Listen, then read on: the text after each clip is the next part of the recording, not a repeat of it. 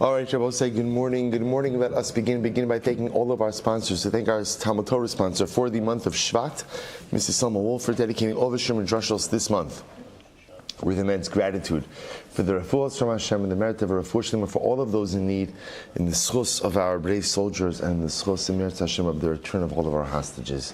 We dedicate all of Maseches Baba Kamma Ili Nishmas Master Sergeant Yomi Charush Hashem Yikom Damo. We hope that in the merit of our Talmud Torah, the Baruch Hu will give his neshama and aliyah and his family a nechama. So with that, let us begin. A lot to do today, Baruch Hashem, but we will get through it. So we'll say, so today's daf is Pei Hey 85. And we are picking up in Mirat Hashem on Pei Dalet Amud Beis 84b, and I believe, I'm sorry. We're going to count from the top today. Actually, I'm just going to give you a Mara Makam on the page. Let's not get caught up in counting lines, right? So we are picking up at the first wide line. First wide line. Let's say thank you. Let's say first wide line. So remember again, to reorient ourselves a little bit, we got into the very interesting sugya about the ability of Beis Din to operate in Bavel, given the fact that in Bavel there was no smicha. There was no the actual or pure rabbinic ordination wasn't in effect in Bavel. So essentially, the way the Gemara explained it was in Bavel they really operate as a satellite of the Eretz Yisrael, but they didn't. But because of Shlichus, so the Eretz Yisrael, but they didn't. But because they operate as a satellite, because of Shlichus, so they are limited in terms of which types of cases they were going to adjudicate. So the Gemara essentially said that halacha l'maisa, they'll only adjudicate mammon cases, right, monetary cases, that have a more, we'll call it fixed amount, and also common cases, milsa de shricha. But milsa de lo shricha, uncommon cases, they're not going to adjudicate. So the Gemara says like this. So the Gemara says, Daha Rav Papa Agbi. So the Gemara says, good. So we'll say, so the Gemara says that Rav Papa collected 400 zuz for boshes, for humiliation.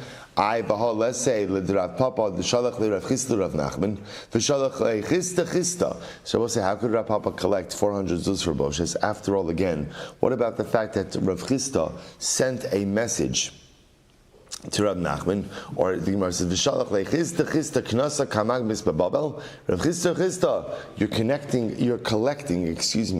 collecting knas and babel nabos. And I remember again, without smicha, also you can't collect knasos. You can't collect knas. You can only collect mammon.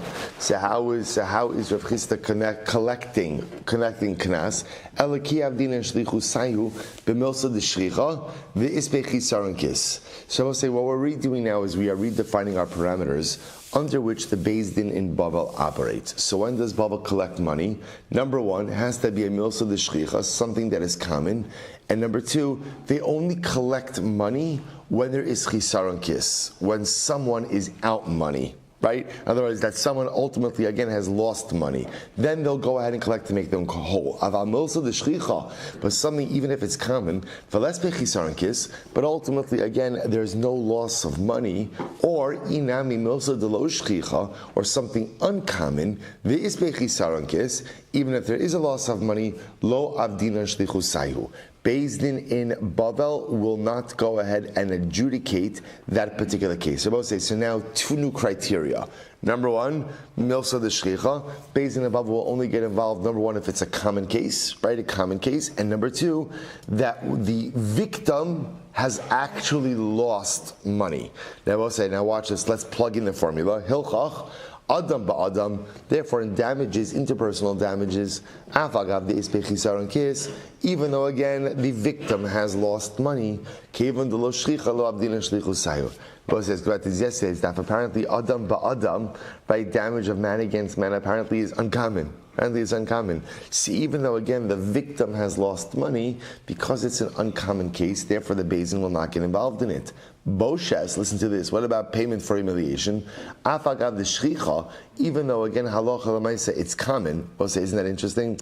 Apparently in Bavel it wasn't common for one person to damage another person, but incredibly common for people to embarrass each other. Interesting. So Boshes, Afagav the shchicha, Kevin the less pechisar and kislav din and shlichu sayu. And I will say here's what's interesting. But in Bavel they would not collect for Boshes. Why wouldn't they collect for Boshes? See, I will say by Boshes there's no loss of money. Isn't that interesting? We can come up with a case of boshes that would result in a financial loss, but in general, humiliation is that I've humiliated someone, but lav dafka, they lost anything. So therefore, again, in Bavel, they wouldn't collect for boshes because lamaisa, the victim, is not out any money. Fascinating. The shar b'shar govin, they would write damages of a shar against shar, they would collect in Bavel. So I'm sorry, B'shar Gobin, and they collect money for damage from one shor to another in Bavel. So the Gemara says, V'hamar Rava, shor shehizik, if a shor went ahead and damaged, aim governor so Bavel. Ultimately, we don't collect it in Bavel. So what's going on over here? So the Gemara says, Da'azik man, who is the shor damaging? Ilema da'azik adam, if the shor is damaging a person, so my area shor da'azik adam, afilu adam da'azik adam nami in governor so Bavel. So we'll say, of course not. In other words, in Bavel, they don't even collect a case of a person damaging a person. I'll ask Kamma, they're not collecting from a case of a shar damaging a person. Elapshita da'azik shar. Rather, we must be talking about shar on shar violence, right? That ultimately, again, the shar is attacking the shar. The katani in governor so Bavel. And yet, what does it say? The Brisa says that Allah Chalamaisa, they're not collecting in the Bavel. Amri hasam bitam hacha b'muad. Was very interesting. So how do you resolve the contradiction? Do they or don't they collect for damages of shar against shar in Bavel? To which the Gemara answers, it depends. One is talking about a case of tam, one is talking about a case of muad. Tam, they don't collect. Muad, they do collect, and that makes sense. Why does it make sense? So Rashi points out over here, which we can't afford even to look in Rashi's direction today, right? But at least I'll tell you that. So Rashi points out over here, Rashi says that tam is chatzinezek is knas. Chatzinezek is knas, half damages is knas. So because ultimately, again, chatzinezek is knas, therefore halacha l'maisa, they don't collect it in Bavel. But ultimately, again, nezek shalim, that's the muad case, nezek shalim ultimately, again, is mamon, and they will go ahead and collect it in Bavel. Incredible. Once again, Gemara says, "V'hamar Rava, ein muad beBavel." But here's the problem. I'll say, you can't have a muad case in Bavel. Why can't you have a muad case in Bavel? Right? In order to run, you have to walk. So remember again, in order to become a muad, what has to happen? You ultimately again have to go ahead and become a tam. Well, if you can't become a tam in Bavel because it's a knas, then ultimately you can't become a muad. We'll say incredible. So the Gemara says, "Amri diyayit hasam." No. What's the case? The case is where the shar became a muad in Eretz Yisrael, and then it came to Bavel and did damage in Bavel. The Gemara says, come on. But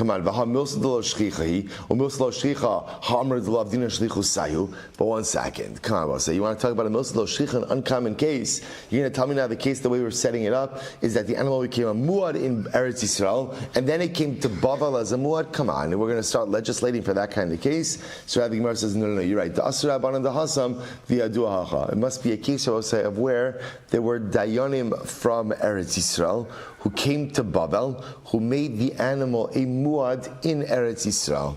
I'm sorry, in Bavel. So Gemara says, really, sof, milsad lo shchicha.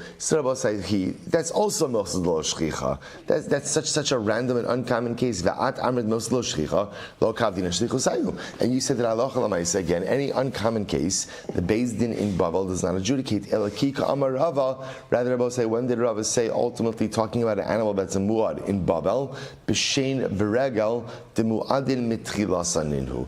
Rather, Rabbi say, when we speak about muad liability in Bavel, which muad liability in Bavel exists? Shein and Regel. Also, you've seen this already. This goes back to our previous sugyas.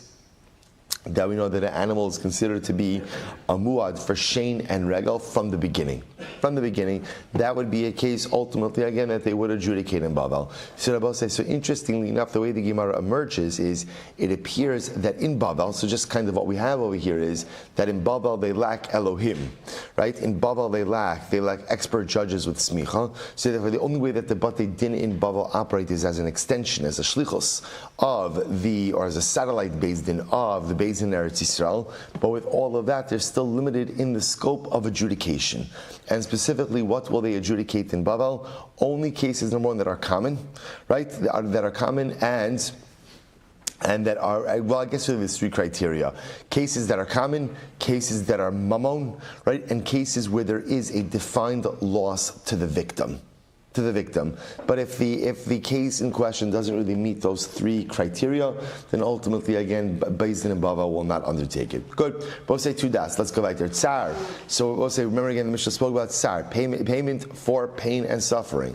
So kaval b'shipud ob misamer. So we'll say, remember again, what was the case of tsar? The case of tsar is, Reuven went over to Shimon and he burnt him b'shipod he burnt him with a spit, right, or with a nail. So the Gemara said, and I remember again, the example in the Mishnah of tsar was a case of tsar without nezek.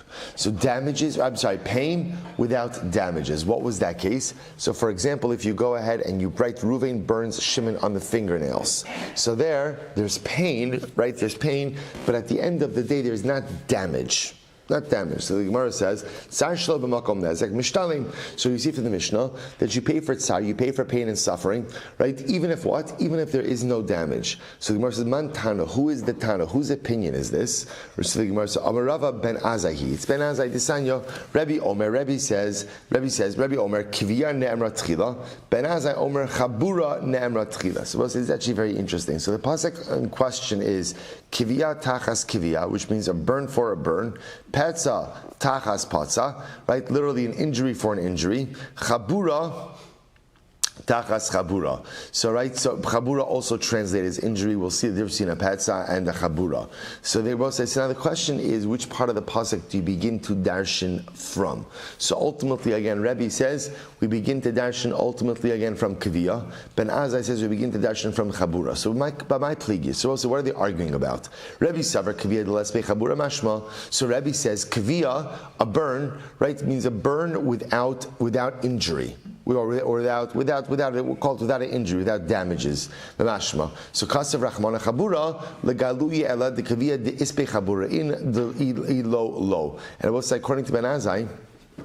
According to Rebbe, halacha l'maaseh, even though kaviyah by itself would mean a burn without damage, the Torah then adds in chabura to teach you, you're only chayev for a burn if the burn has damage. If the burn doesn't have damage, there's no liability. Or Ben Azai holds, kaviyah de ispe chabura mashma. No. The word kaviyah, burn, has an inference that it's a burn that has damage associated with it. So kasav rachmana chabura, the Torah adds in chabura, legaluye alod de kaviyah de lespe chabura. So the Torah adds in chabura to teach me that no, chabura is damage, and kaviyah also ultimately teaches me that even if it's a burn without damages, ultimately, again, one will be chayiv. So both say, so fundamental machlokes as to whether or not there is liability for a burn that doesn't have nezek, a burn that doesn't have damages. Rebbe ultimately says that halacha l'maisa, you are chayiv. Ben Azai says you're not chayiv. So let's analyze this more. Maskef l'Rapapa. So maskef l'Rapapa.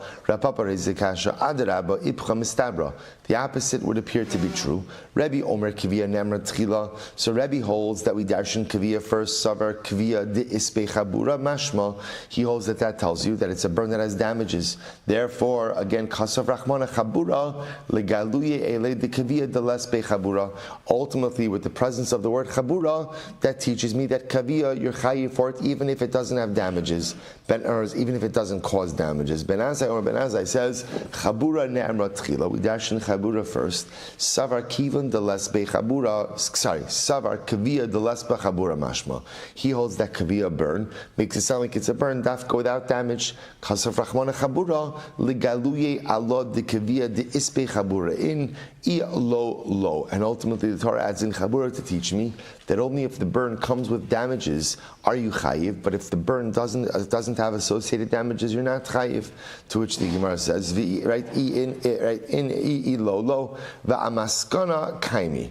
Inam, the other possibility is Dechuli Alma, we'll say last line on Pei Dalet Amud Beis, Dechuli Alma, Kaviyah Bein De'is Bechabura Ben Les Bechabura Mashma, could very well be able to say that Kaviyah, liability for a burn, is whether or not the burn causes nezek, whether or not the burn causes any kind of damages.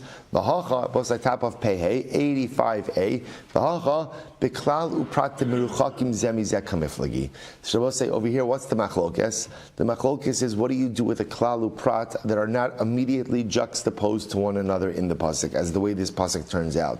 So the Gemara says, Rebbe Savar, because we'll say, remember again, essentially the two phrases in this pasuk that we're really darshaning is kaviyah tachas kaviyah and chabura tachas chabura. But they're not right next to each other in the pasuk. Instead, again, you have an interposing phrase, which is petza tachas patza.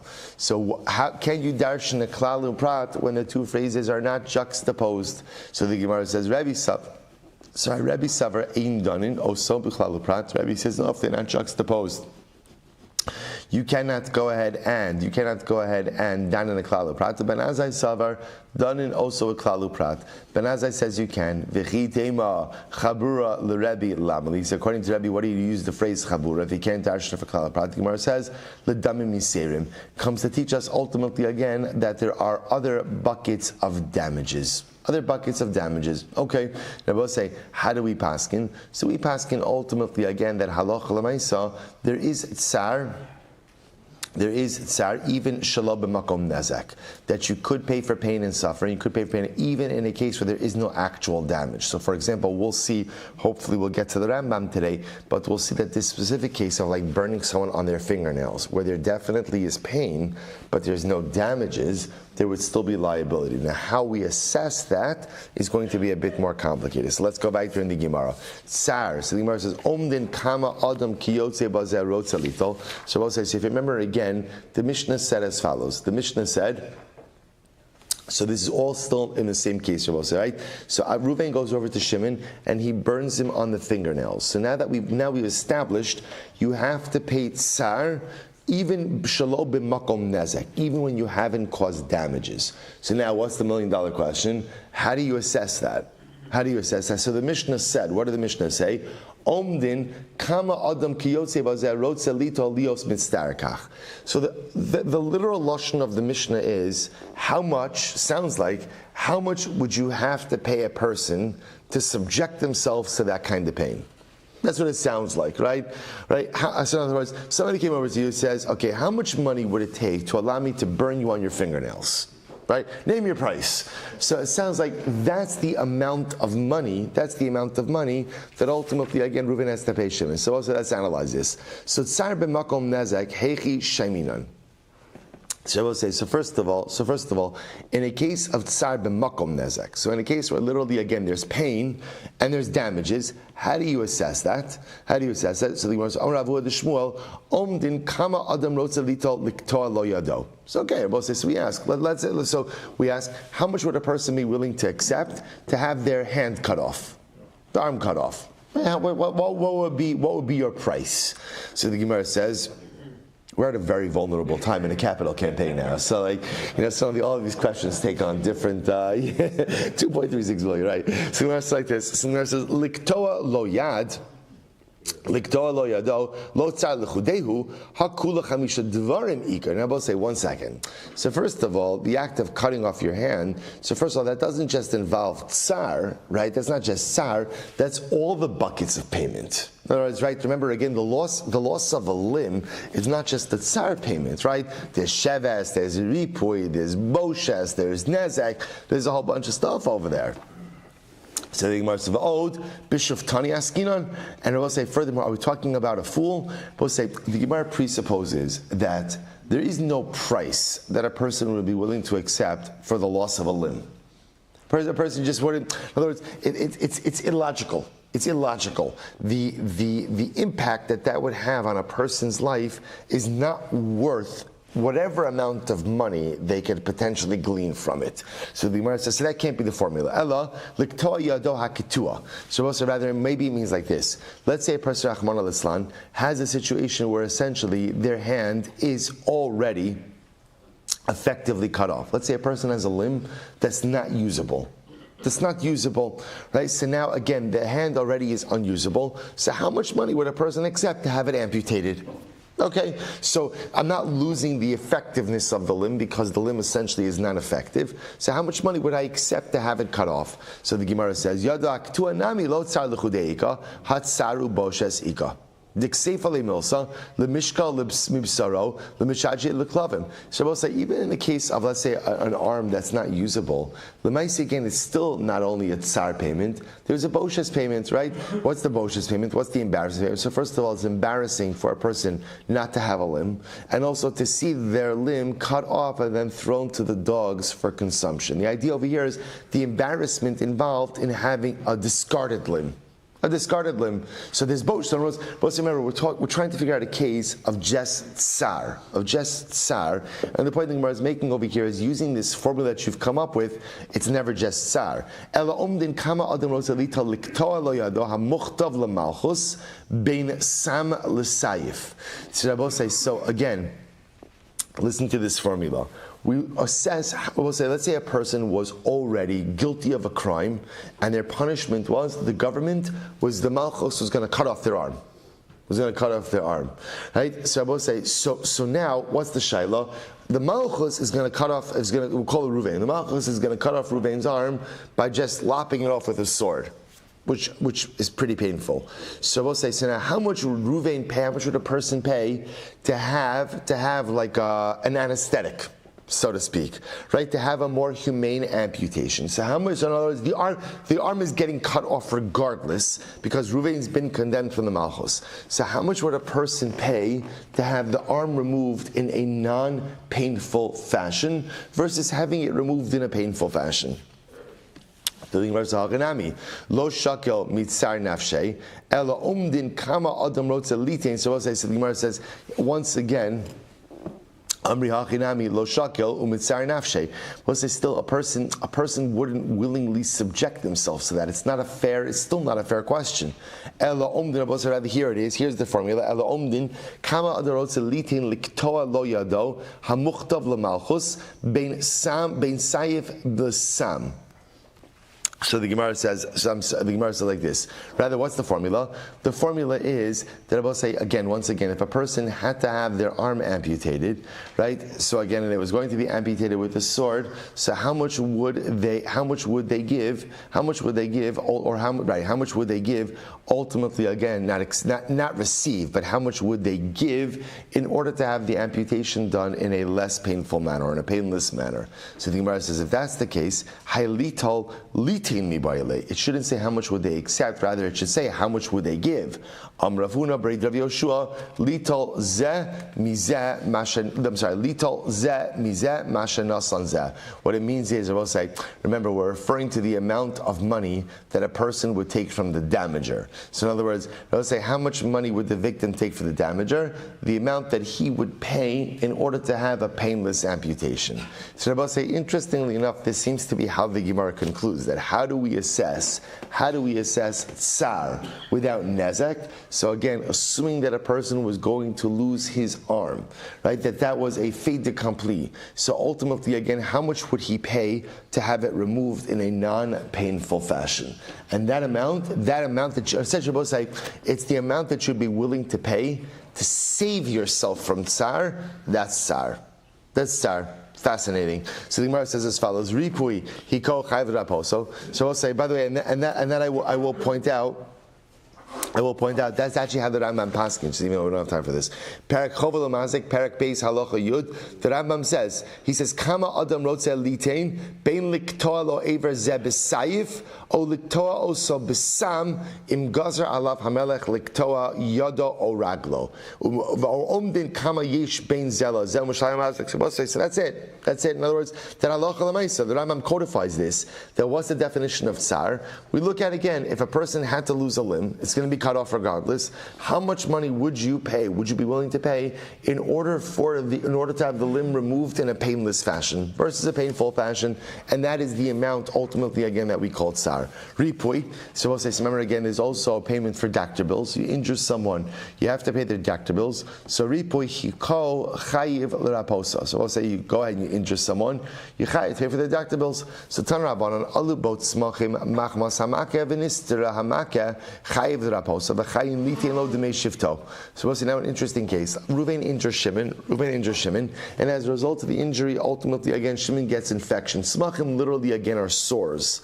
It means he gets some type of infection. So ultimately again, even if the wound itself is subsequently healed, halacha l'maisa, you're chayiv to go ahead and pay for the medical bills, for the secondary medical bills based on the sores, right? Based on the sores. So the Gemara says, furthermore, you're also chayiv to pay for lost wages. The person can't work. Shalom machmas hamaka, but if there are sores, or for that matter, lost wages, but not as a result ultimately of the makkah, eino chayiv l'raposo, you're not chayiv to pay for medical bills. Ve'eino chayiv litin lo demei shifto, and ultimately again, you're not chayiv to pay for lost wages. And I both say it sounds kind of obvious that halacha l'maisa, if Reuven injures Shimon and then sores unrelated to the injury come up, that the Gemara has to say that Reuven doesn't have to pay for that. So we'll say, so here's the havamina. The havamina is, maybe once you injure someone, you've compromised them. And we'll say, you know what it's like? It's like when a person is hospitalized. So sometimes just being in the hospital, right? There's all this stuff going on around you. People contract this, they contract that, they have different things. And I went into the hospital for X, or Reuven went into the hospital for X. But then again, there was this infection, there was that. So the havamina is like this. The havamina is, Reuven, once you injured Shimon, even though now let's say Shimon develops an infection unrelated to the injury, directly unrelated, maybe you've created from a compromised health scenario, and because of that you should be chayiv. Kamash malon, no. Kamash, that we don't say. So the Gemara goes weiter. Rabbi Yehuda says, Rabbi Yehuda Omer, Af machmas hamaka chayiv l'raposo, ve'eno chayiv litin lo demei shifto. So Rabbi Yehuda holds that halacha l'maisa, any sores or infections as a result, ultimately again of the injury, you're of course chayiv to go ahead and take care of his doctor bills, but you're not chayiv to pay him for lost wages. The Chum Sebo said this is the second chachamim. They hold shifta or refuaso, right? Ultimately, they will say they see a linkage between lost wages and doctor bills. Kol shechay b'shavas chay beripui. If halacha l'maisa you are chayiv ultimately for doctor bills, you're chayiv for lost wages. But if you're not, and vice versa, you're chayiv for lost wages, you're chayiv for ripui. But if you're not chayiv for one, you're not chayiv for the other. They're interconnected. We'll see the svara. So my cover mifligis. So we have a three-way machlokis. What is the machlokis over here? Here we go. Amar Rabba said, Ashkechasinu l'Rabbana b'bei Rav. I found the rabbi sitting in the yeshiva of Rav Diaseh v'ka'amri ha'acha b'maka nitna la'eged k'mifligi. Rabbi say, this is fascinating. This is fascinating. What's their machlokas? Their machlokas is, are you supposed to bandage up an injury? Now I will say, the Gemara is operating with the following premise. Premise one is that exposing a wound to open air is the fastest way for the wound to heal. Okay? Also, potentially subjects the wound to other stuff. Okay? But the fastest way to get the wound to heal is leave it open, leave it uncovered. Gemara also presupposes that for personal comfort, a patient would always rather go ahead and keep the wound bandaged. Personally, it's more comfortable. The danger of bandaging is further infection. Without the open air, the wound cannot heal as quickly. So that's again, we'll say that's not like spirituality. That's Gemara's understanding of medicine, and that's the premise that they are operating with. So the Gemara says as follows. So watch this. So the Gemara says, so machlokes is, do we allow the patient to bandage the wound? Listen to this. Rabbanan Savri, the Rabbanan will say, first white line, Rabbanan Savri, Maka nitna la'agad. So Rabbanan hold, no, yeah, so you should bandage a wound. Rabbi Huda Savar, Maka lo nitna la'agad. And Rabbi Huda holds that ultimately you shouldn't bandage a wound. So the Gemara says, Ripui, the Tana Bekra, Mechayiv, Sheves, Lo Tana Bekra, Lo Mechayiv. And therefore, again, ultimately, again, I will say, if halacha l'maisa, you went ahead and you bandaged the wound, even though you shouldn't have, so the damager will still have to pay, for Ripui, for doctor bills, because that's written in the pasuk. But lost wages, you don't have to pay for. Va'amina lahu, and I said to them, Imaka lo nitna la'agad, if really you're not supposed to bandage up a wound, so we'll say if you're not supposed to bandage up a wound and the victim bandages it and as a result you get sores, why would the damager, right, why would the perpetrator be chayav for that? We'll say everybody holds that halacha l'maaseh is supposed to bandage a wound. Watch this. But you shouldn't over bandage it. I don't know, whatever over bandaging it means. I guess that means like no air gets in. So interesting, right? Everyone holds that of course you should bandage the wound to a degree, but don't over bandage it. Rabbi Huda Sava came the Yisera. So and therefore we'll say, what's the shaila? The shaila is, what about a case where the victim did over bandage it? So here we go. So the Gemara says, Rabbi Huda Sava came the Yisera. Since you're not supposed to over bandage a wound, if you did so, Ripoi ditana bekra mechayiv. So ripoi doctor bills, which I mentioned in the pasuk, you're always going to be chayiv. Sheves delo tana bekra lo mechayiv. But sheves, which isn't explicitly written in the pasuk, which we'll talk about, ultimately again you're not going to be chayiv. For Rabbanan, the Rabbanan hold kivon ditana bekra beripoi. Sheves nami mechayiv di iskish l'ripui. The Rabbanan will say no. That halacha l'maisa sheves is connected to ripui, and therefore ultimately again whenever you're going to be chayiv in ripui, you're going to be chayiv in sheves. Rabbi Huda Savar sheves lo mechayiv, won't be chayiv in sheves. Why?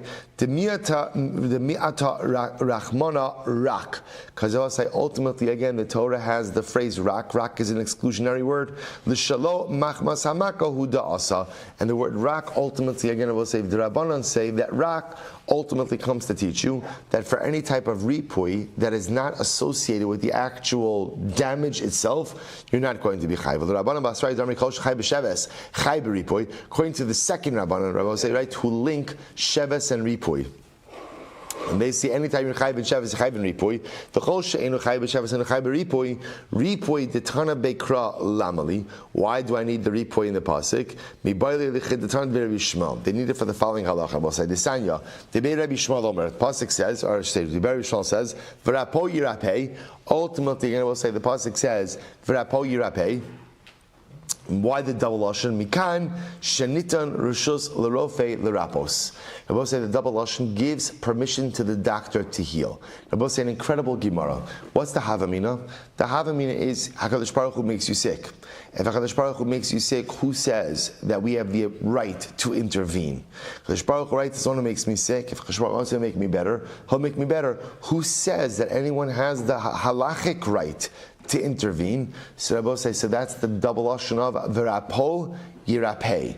That teaches us that what? Mikan shenitan rishus l'rofe l'rapos, that a doctor has the license to heal. Incredible. Then I will say, now more than that, the post can bring down, once you have this drasha, then the drasha also tells you, once the doctor has the license to heal, then I have the obligation to go to the doctor. Right? I will say, just to point out, there's no midos chasidos that says, you know what, I'm sick, I'll leave it to HaKadosh Baruch Hu, right? You have no right to do that. Once the license was given to the doctor to heal, then I have the obligation to go ahead and go to the doctor in order to be healed in a case of ailments. Incredible. So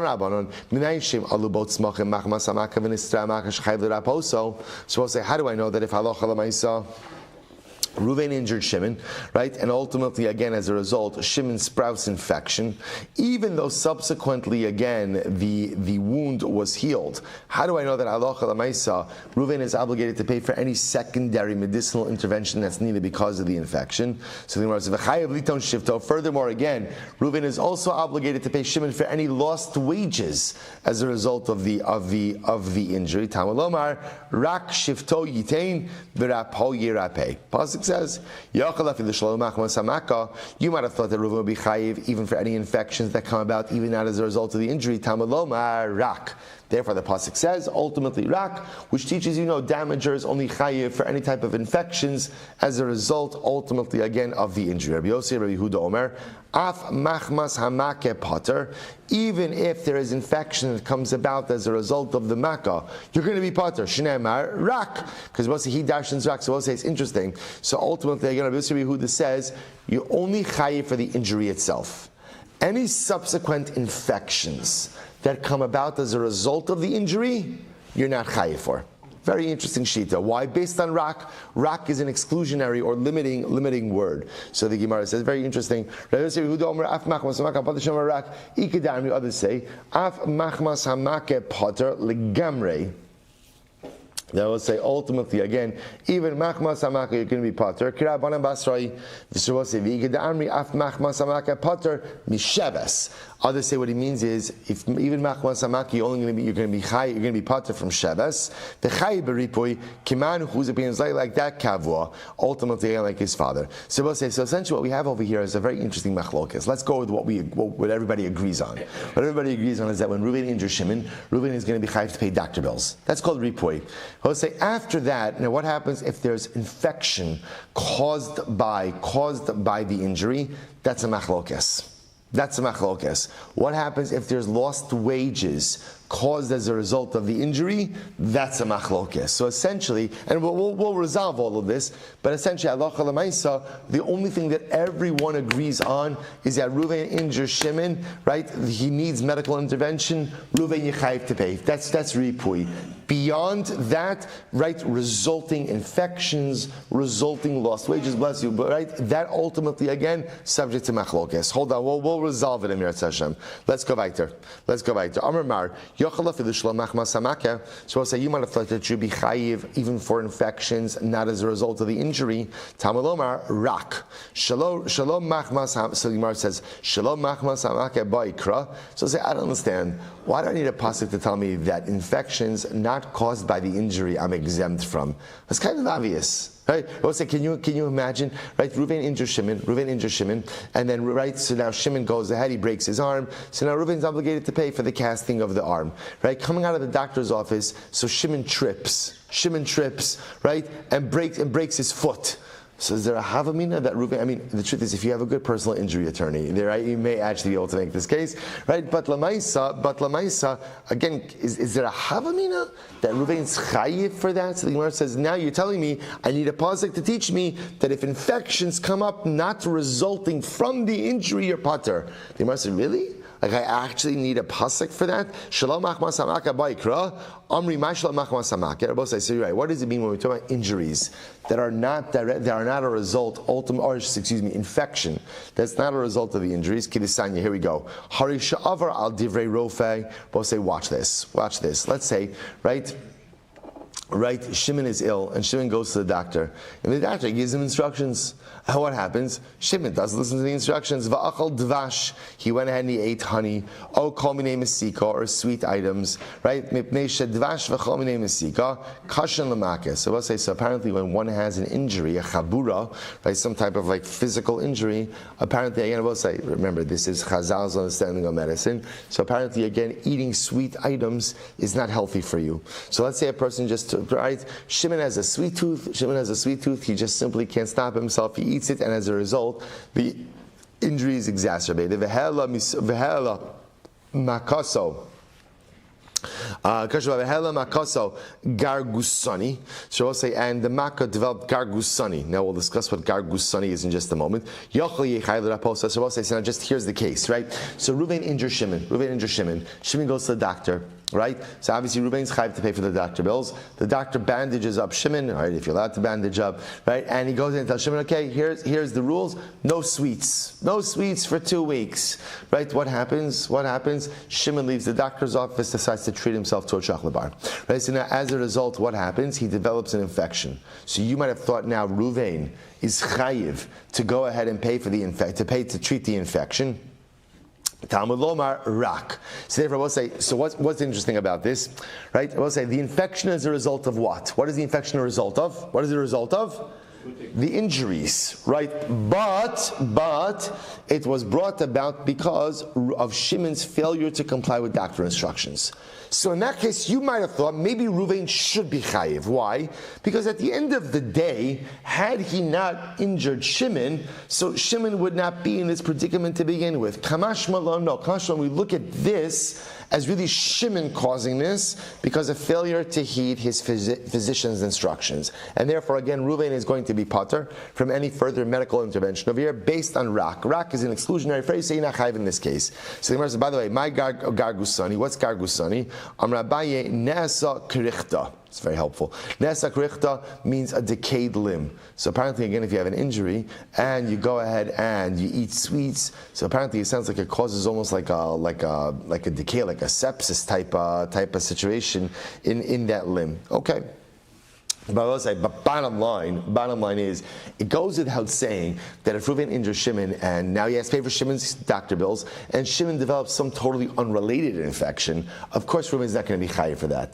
The chiddush is, if Shimon develops an infection because of the injury that Reuven visited upon him, but the infection was a result of Shimon's failure to heed proper medical advice. I will say, by the way, the sweets would be just like an exaggerated example. We'll say, let's say again, Shimon didn't do proper wound care.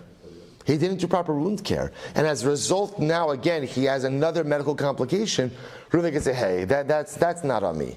That's not on me, that's on you. Incredible. So the Gemara goes like, I'm sorry, Maya Suse. So we'll say, by the way, if a person does have a decaying limb, so what is the remedy for that? So aloe, vikira. I will say kira's wax, the kalba. Kalba will say is the resin inside of a wine barrel. Apparently, you might make this ointment, smear it on the limb, and you're good to go. V'i amarle asiech. So I'll say, listen to this. This is great. So I'll say, Reuven injures Shimon, and Reuven says, listen. Here's the deal. I'm a doctor. I'll heal you.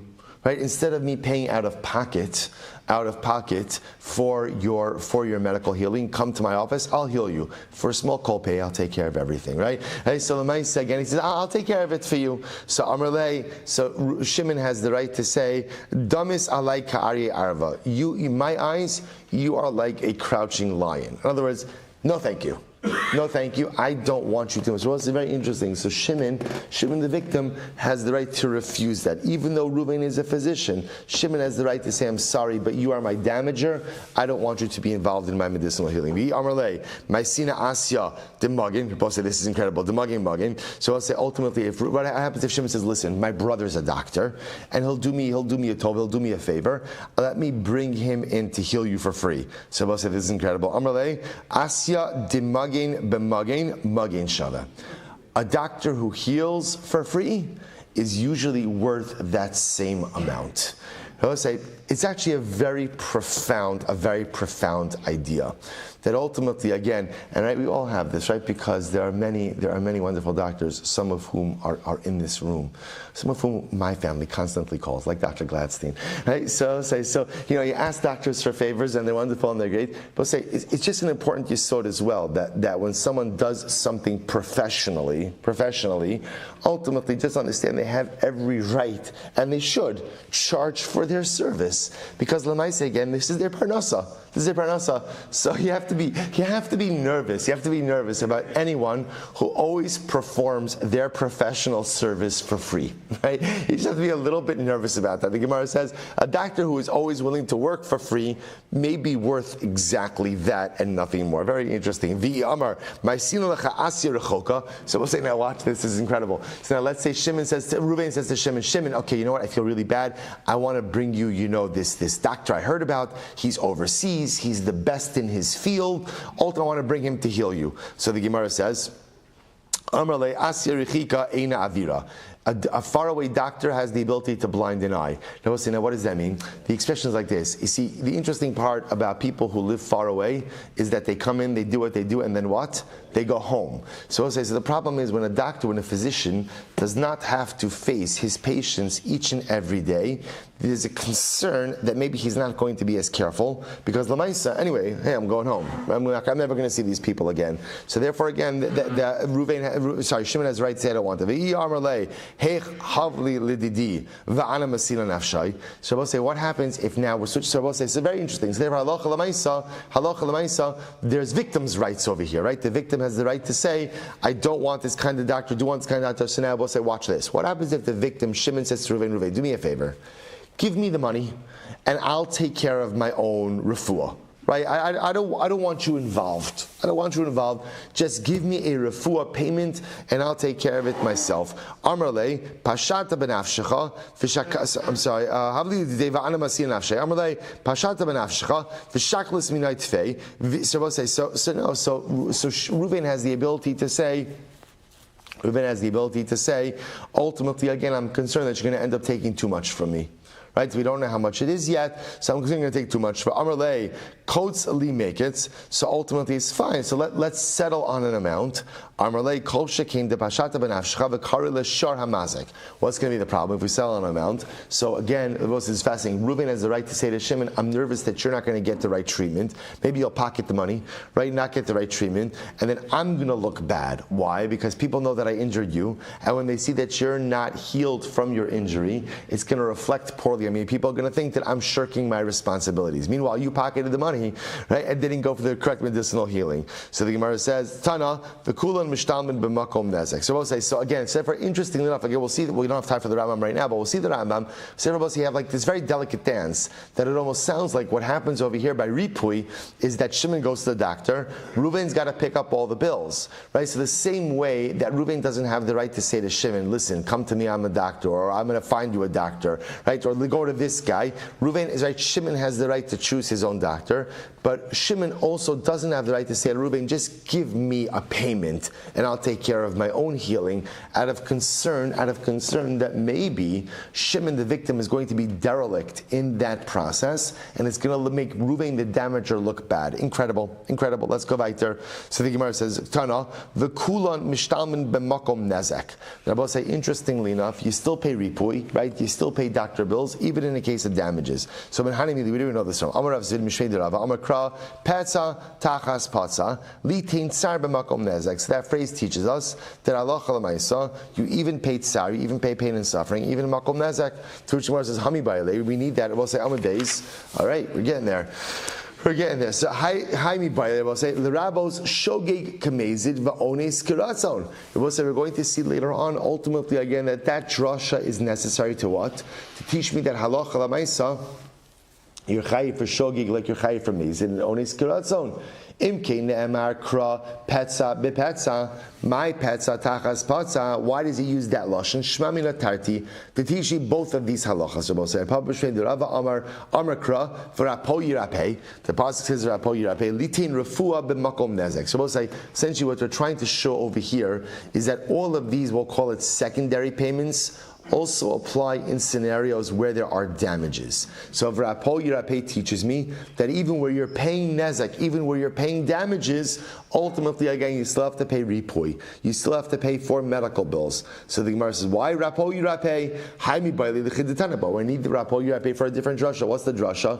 So the Gemara says, l'chidisanya de Rabbi Shmuel, sorry, l'chidisanya de Rabbi Shmuel, the son of Rabbi Shmuel, for Rapo Yirapeh. What does Rapo Yirapeh teach? Rabbi say, Mikan shenitler just l'Rabbi l'Rafos. That's what we just said before. I need that double lashon of Rapo Yirapeh to teach me that Allah Chalamaisa, doctor has a right to engage in medicinal healing. Imke nichtov kra v'rofei yirapeh. Let the pasuk say v'rofei yirapeh. The doctor will heal.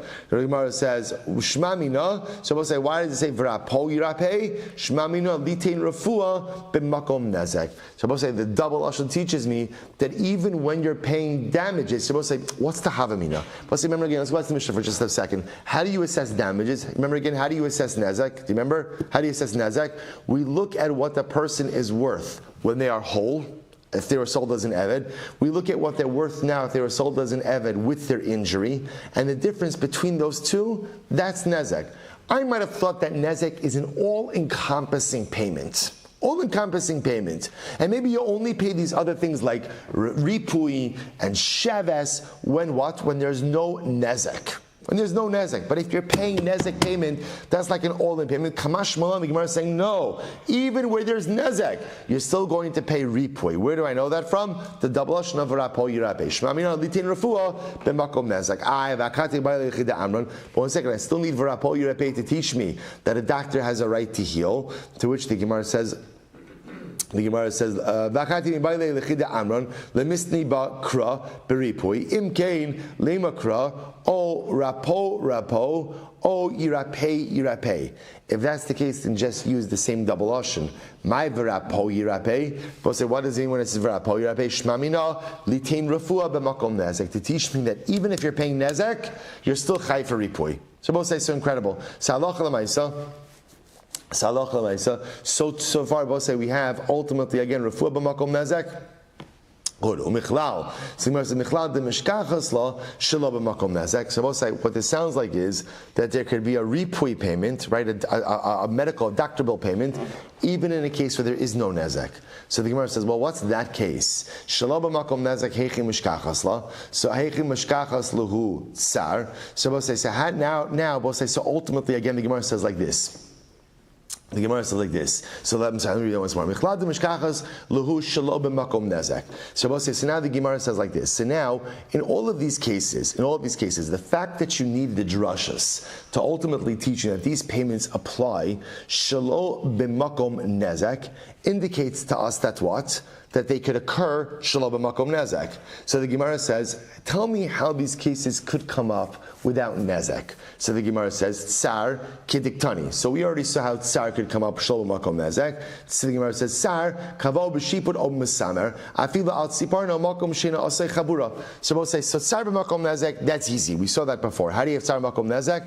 Reuven goes over to Shimon, burns him on the fingernails. So both say there's tsar, right? This tsar, but there's no damages. Ripui, so we'll say, how do you have a case of ripui without nezek? The hava ka'av leit midi. Let's say again, we'll say, so Shimon had a wound, right? V'salik va'aisi le'sama charifa va'ach v'rei lebisra. And I will say, what happened? Reuven came along and poured some type of caustic item on the wound, bleaching the wound. V'tzarach la'os ve'lei sama la'ankatu gavne de bisra. Ultimately, I will say, where again, so now Reuven's caused Shimon ultimately again, Reuven's caused Shimon an injury, but it's a reversible injury. It's a reversible injury. In other words, there's another ointment that you could put on to restore the coloration of the skin. So we'll say, so that could ultimately be a case of ripui without nezek. Okay, sheves. Where do you have a case of sheves without nezek? Lost wages. So the Gemara says, dahadke bi'id runa ubatle. Interesting. I will say, where could you have sheves without nezek? Reuven locks Shimon in a room, and Shimon can't go to work. So say, so what's happened over here in that case? In that case over here, you have lost wages, but what? No nezek. The Gemara says boshas. Ultimately, where do you have a case of boshas without nezek? Dirakle ba'apeh. Reuven spit in Shimon's face. So there's boshas, there's humiliation, but ultimately, again, there is no damage. So Rabbi says, so two things happened over here. So number one, we see how all of these secondary payments of tsar, ripui, and boshas and sheves could all occur without nezek. And therefore, halacha l'maisa. Ultimately, again, right. So that's what we proved over here. So the Gemara went through a whole drasha, double lashon. So the psukim showed that halacha l'maisa should be chai for all of these payments, even shlo b'makom nezek. And then the Gemara just proved the actual cases. Like, give me the actual case of having all of these situations without nezek. So halacha l'maisa, you're going to be chai for all of these payments, even if there is no nezek. All right, so let's go one more line. Sheves, rono sokim rishon kishun. So let me at least just mention this. Remember again, sheves. If you remember again, how do you assess that? Actually, we'll say we'll stop over here for today. Shkoya. All right, so still a little bit behind, but yeah, there is no short daf in the foreseeable future. But Emir Hashem, we'll have siyata d'shmaya. I will say tremendous shkoyach. What a wonderful week. Beautiful. All right, Chevron Tum, have a good Shabbos, everyone. Good Shabbos. Yeah, good Shabbos. I think you should get personal injury lawyer from the shul, sponsor. Kamma. Wait, yeah, Wellwood Family Dentistry. I love it. I love it. I love it. Shabbos learning. I love it. Yeah. This has been brought to you by. Yeah.